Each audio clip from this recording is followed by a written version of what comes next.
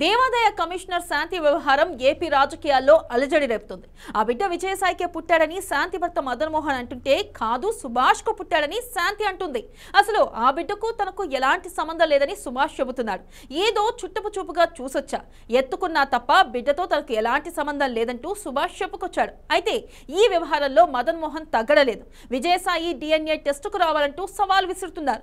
నాది కాదని ఒకరు, నాకెలా సంబంధమని ఇంకొకరు, నాకేం సంబంధం లేదని మరొకరు. ఇలా శాంతి బిడ్డ ఎపిసోడ్ ఏపీ రాజకీయాల్లో రచ్చరేపుతుంది. ఇలాంటి పరిణామాల మధ్య ఎంపీ విజయసాయి ప్రెస్ మీట్ పెట్టారు.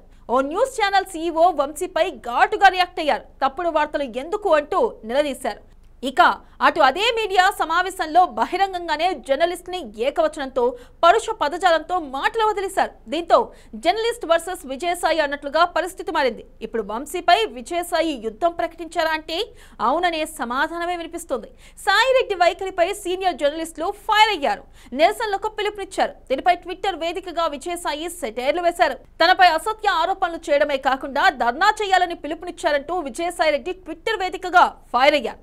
ఓనమాలు రాయలేని, పొట్ట పొడిస్తే అక్షరం ముక్కరాని, జర్నలిస్ట్ అని కూడా సరిగ్గా పలకలేని ఓ మోసగాడు కులం మద్దతుతో బ్లాక్ మెయిలర్ గా, పాత్రికేయుడుగా అవతారమెత్తి ధర్నా చేయాలని పిలుపునిస్తే 10 మంది జర్నలిస్టులు కూడా వెళ్లలేదంటూ ఓ ఫోటో షేర్ చేశారు. ఇది కాస్త ఇప్పుడు వైరల్ అవుతుంది.